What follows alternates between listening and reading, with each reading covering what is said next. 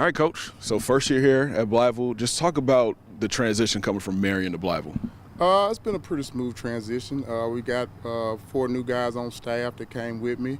We're definitely very excited to have the opportunity to be here.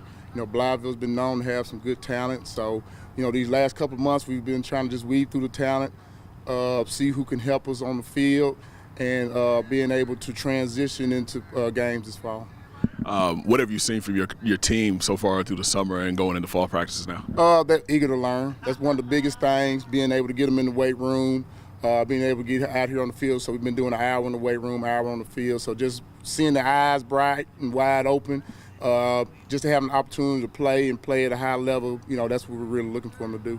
Now this team is coming off a 3-win season last year. What are some of the things that you're looking for this team to accomplish going into this season? The biggest thing for us is being consistent. You know, we want to try to build a culture here. We want to try to be consistent, and I think that's the biggest thing. I'm a big weight room guy, so being able to get bigger, faster, stronger, and I just believe, you know, putting weight on early on will help us later in the year, week 8, 9, and 10. So just those aspects where we've really been trying to harp on as a coaching staff to get our kids to realize, you know, if we take those things seriously early on, it'll help us later in the year. Now, talking to the couple guys I had here a few minutes ago, the big thing they were talking about was culture, and they were talking about discipline and that you're changing the culture here.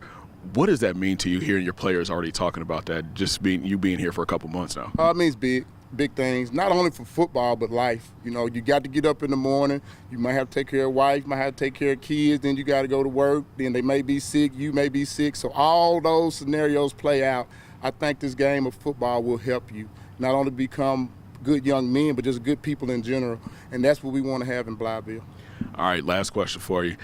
Every team wants to make it to the playoff. Every team wants to win state. What's it going to take for you guys to make that run this year? I think it's 4 keys for me. Number 1, we got to be consistent. Number 2, we got to stay injury-free. We got to make big plays, and then there has to be a sacrifice. I tell these kids all the time, you're going to have to sacrifice your time or your talent. Something's going to have to give in order for us to be successful. So consistency is huge. Injury-free is going to be huge. Making big plays, and then, you know, that sacrifice, I think that'll give us an opportunity every game.